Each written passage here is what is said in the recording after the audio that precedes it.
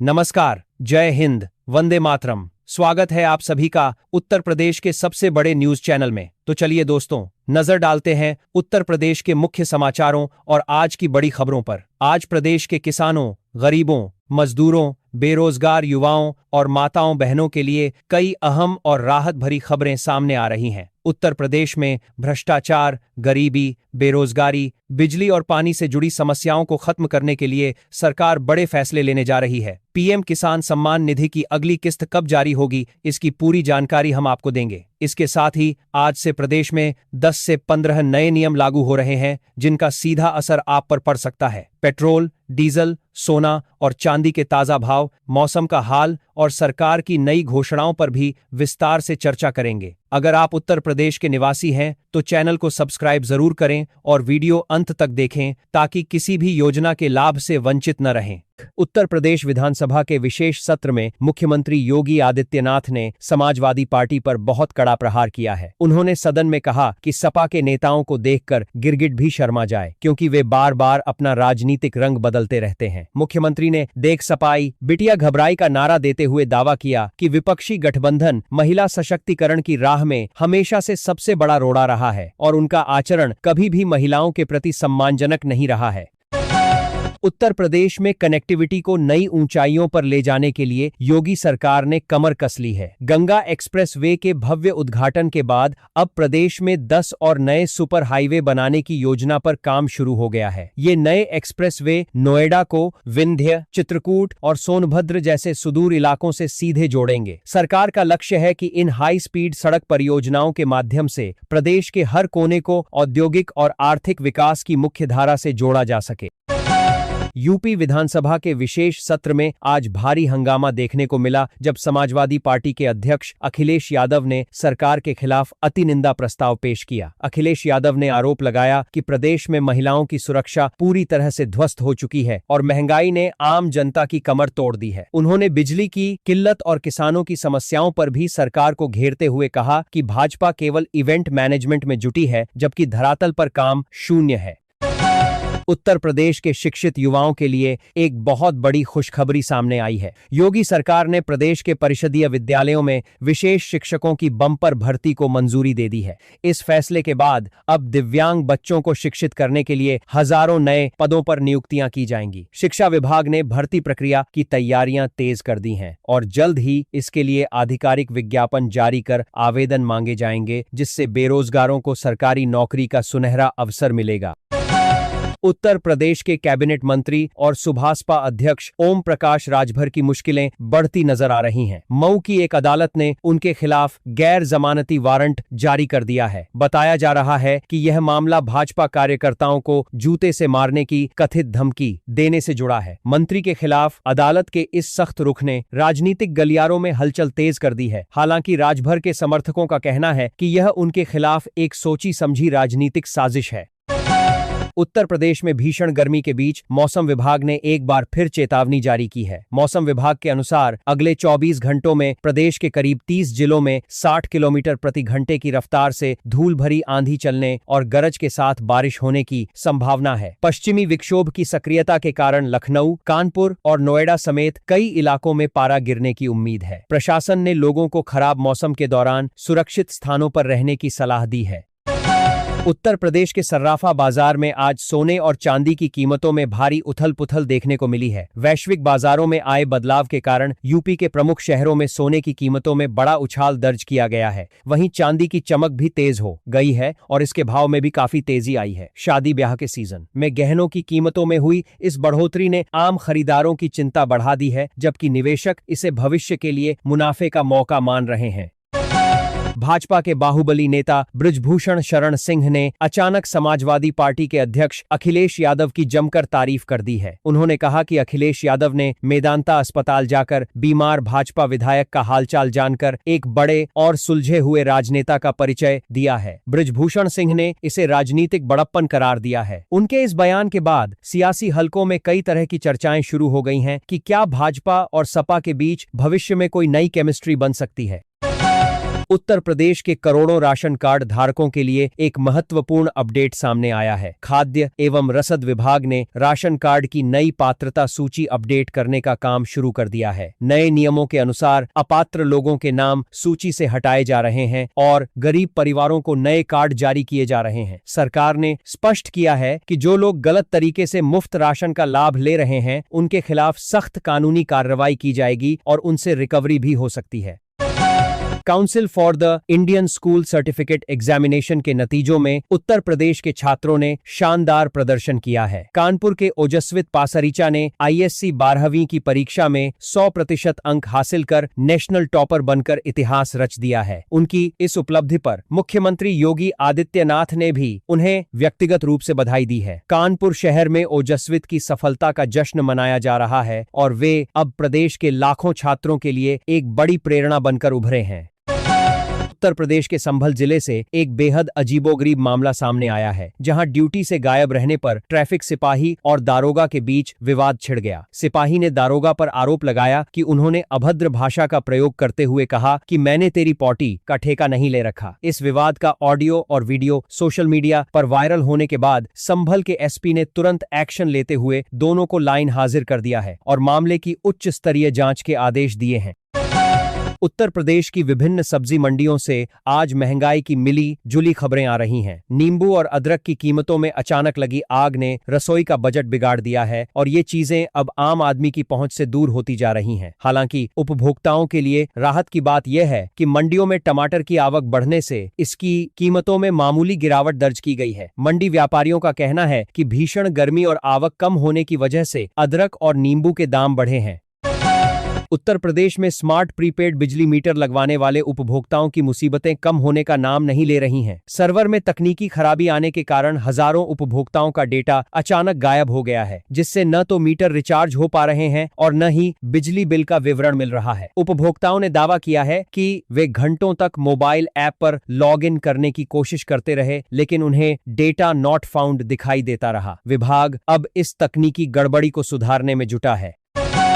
उत्तर प्रदेश माध्यमिक शिक्षा सेवा चयन बोर्ड ने पीजीटी परीक्षा 2026 के लिए अभ्यर्थियों की एग्जाम सिटी स्लिप आधिकारिक वेबसाइट पर जारी कर दी है। अब परीक्षार्थी परीक्षा केंद्र के शहर की जानकारी केवल एक क्लिक के माध्यम से ऑनलाइन चेक कर सकते हैं। आयोग ने स्पष्ट किया है कि यह केवल शहर की जानकारी देने वाली स्लिप है और फाइनल एडमिट कार्ड परीक्षा से कुछ दिन पहले अलग से जारी किए जाएंगे। अभ्यर्थी वेबसाइट पर जाकर अपना रजिस्ट्रेशन नंबर डालकर इसे देख सकते हैं।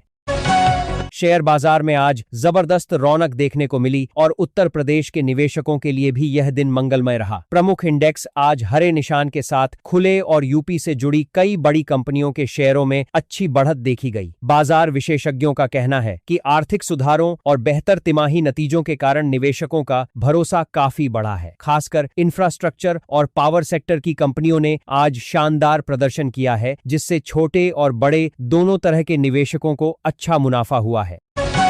लखनऊ यूनिवर्सिटी प्रशासन ने परिसर में स्वच्छता बनाए रखने के लिए एक बहुत ही सख्त फरमान जारी किया है। यूनिवर्सिटी की दीवारों पर पान और गुटखे की पीक मिलने के बाद प्रशासन ने आदेश दिया है कि अगर कोई भी छात्र या कर्मचारी परिसर में पान गुटखा खाता पकड़ा गया तो उस पर 500 रुपए का भारी जुर्माना लगाया जाएगा। प्रॉक्टर ऑफिस की ओर से जारी इस आदेश का पालन सुनिश्चित करने के लिए विशेष टीमें बनाई गई हैं, जो परिसर में नियमित रूप से चेकिंग अभियान चलाएंगी।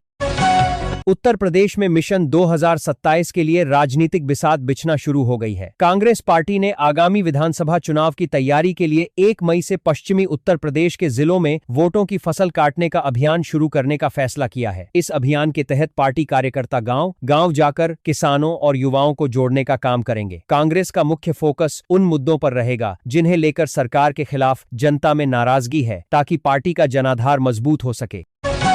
उत्तर प्रदेश के प्रमुख शहरों जैसे लखनऊ, वाराणसी, कानपुर और मेरठ में आज चांदी की कीमतों में स्थिरता देखी गई है। सुबह के व्यापार के दौरान चांदी के भाव पिछले दिनों के स्तर पर ही बने रहे, जिससे आम ग्राहकों को कुछ राहत मिली है। हालांकि बाजार विशेषज्ञों का अनुमान है कि अंतर्राष्ट्रीय स्तर पर कीमती धातुओं की मांग बढ़ने से आने वाले दिनों में कीमतों में दोबारा उछाल आ सकता है। ग्राहकों को सलाह दी गई है कि वे खरीदारी करने से पहले आज का ताजा रेट कार्ड जरूर चेक कर लें।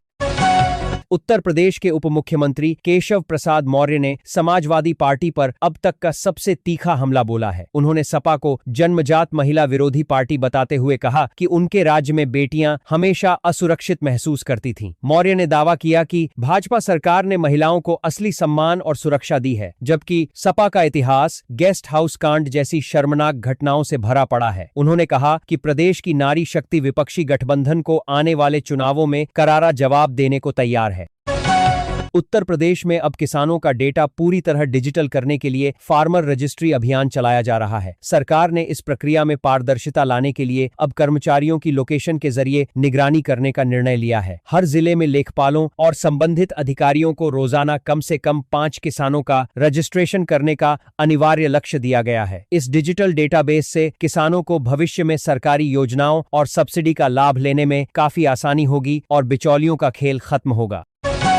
उत्तर प्रदेश के तराई क्षेत्रों के विकास के लिए सरकार ने एक और बड़े प्रोजेक्ट को हरी झंडी दे दी है। बाराबंकी से बहराइच तक बनने वाले नए 6 लेन हाईवे के निर्माण के लिए करीब 1574 करोड़ रुपए की राशि मंजूर की गई है। यह हाईवे न केवल क्षेत्र की कनेक्टिविटी सुधारेगा, बल्कि नेपाल बॉर्डर तक का सफर भी काफी तेज और सुगम बना देगा। इस प्रोजेक्ट से औद्योगिक गतिविधियों को बढ़ावा मिलने के साथ साथ स्थानीय स्तर पर रोजगार के नए अवसर भी पैदा होने की उम्मीद है।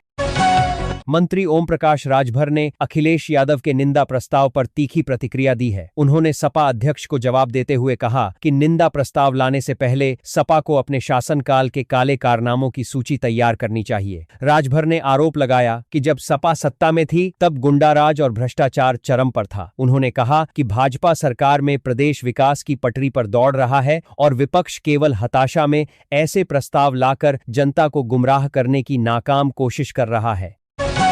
उत्तर प्रदेश की फल मंडियों में अब फलों के राजा आम की आवक शुरू हो गई है। लखनऊ की प्रसिद्ध मलिहाबादी दशहरी आम की पहली खेप मंडियों में पहुंच चुकी है, जिससे फलों के शौकीनों के चेहरे खिल गए हैं। हालांकि इस साल बेमौसम बारिश और तेज आंधी के कारण आम की फसल को काफी नुकसान पहुंचा है, जिससे शुरुआती दौर में कीमतें थोड़ी अधिक रहने की संभावना है। व्यापारियों का कहना है कि जैसे जैसे आवक बढ़ेगी, आम के दामों में कमी आएगी और आम आदमी इसका स्वाद ले पाएगा।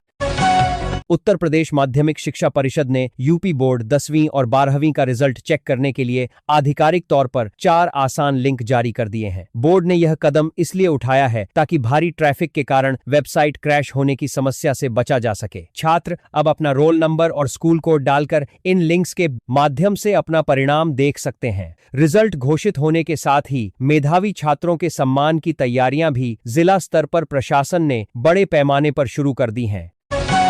लखनऊ के प्रसिद्ध सहारा शहर मामले में लखनऊ नगर निगम को इलाहाबाद हाईकोर्ट की लखनऊ खंडपीठ से बड़ी कानूनी जीत मिली है। हाईकोर्ट ने सहारा कमर्शियल की उस याचिका को खारिज कर दिया है जिसमें नगर निगम की कार्रवाई को चुनौती दी गई थी। अदालत ने नगर निगम को बढ़ावा जाएगा निगम द्वारा सहारा शहर को अपने कब्जे में लेने की प्रक्रिया को पूरी तरह वैध और कानूनी माना है। इस फैसले के बाद अब नगर निगम इस कीमती जमीन का उपयोग सार्वजनिक हितों और नई विकास योजनाओं के लिए सुचारू रूप से कर सकेगा।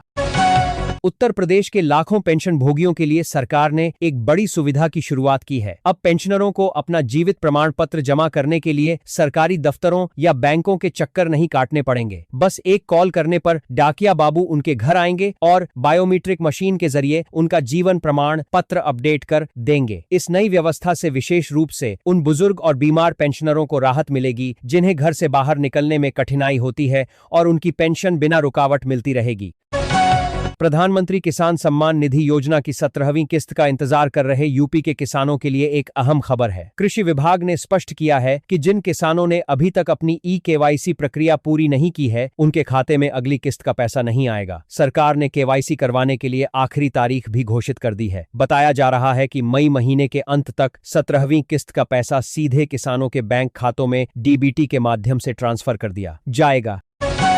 पेट्रोलियम कंपनियों ने संकेत दिए हैं कि 1 मई से रसोई गैस और कमर्शियल एलपीजी सिलेंडरों की कीमतों में बदलाव हो सकता है। अंतर्राष्ट्रीय बाजार में कच्चे तेल की कीमतों में आ रही गिरावट को देखते हुए यह उम्मीद जताई जा रही है कि यूपी में भी सिलेंडर के दाम कुछ कम हो सकते हैं। इस संभावित कटौती से न केवल आम गृहिणियों को राहत मिलेगी, बल्कि होटल और रेस्टोरेंट चलाने वाले व्यापारियों की लागत में भी कमी आएगी। हालांकि कीमतों में सटीक बदलाव का पता आज दोपहर तक पूरी तरह स्पष्ट हो पाएगा। लखनऊ और कानपुर के बीच सफर करने वाले वाहन स्वामियों के लिए एक अहम खबर है। National highway authority of India ने लखनऊ कानपुर हाईवे पर टोल की दरों में बढ़ोतरी का एक नया प्रस्ताव मुख्यालय भेजा है। अगर यह प्रस्ताव मंजूर हो जाता है तो इस मार्ग पर चलने वाले वाहनों को टोल प्लाजा पर 22 रुपये तक का अतिरिक्त भुगतान करना पड़ सकता है। NHAI का तर्क है कि सड़क के रखरखाव और नई सुविधाओं के विस्तार के लिए दरों में यह संशोधन करना बहुत जरूरी हो गया है। प्रधानमंत्री नरेंद्र मोदी ने अपने संसदीय क्षेत्र वाराणसी में आयोजित महिला सम्मेलन की कुछ खास झलकियां और अनुभव सोशल मीडिया पर साझा किए हैं। प्रधानमंत्री ने कहा कि काशी की माताओं और बहनों का उत्साह यह दर्शाता है कि नारी शक्ति ही विकसित भारत के संकल्प का मुख्य आधार है। उन्होंने अपने संबोधन में महिला सशक्तिकरण की योजनाओं के लाभ गिनाए और कहा कि उनकी सरकार महिलाओं के सम्मान और आत्मनिर्भरता के लिए पूरी तरह समर्पित है। प्रधानमंत्री के इस वाराणसी दौरे की चर्चा अब पूरे देश में हो रही है। आज का राशिफल। आज का दिन मेष, सिंह और धनु राशि के जातकों के लिए आर्थिक रूप से काफी लाभकारी रहने वाला है और धन प्राप्ति के योग बन रहे हैं। वृषभ और कन्या राशि वालों को आज अपने स्वास्थ्य का विशेष ध्यान रखने की सलाह दी जाती है। मिथुन और तुला राशि के लोगों के लिए आज करियर में उन्नति के नए अवसर मिल सकते हैं। कुंभ और मीन राशि वालों को आज वाणी पर संयम रखना होगा और वाद विवाद से बचना होगा। अन्य राशियों के लिए आज का दिन सामान्य और सुखद रहने वाला है।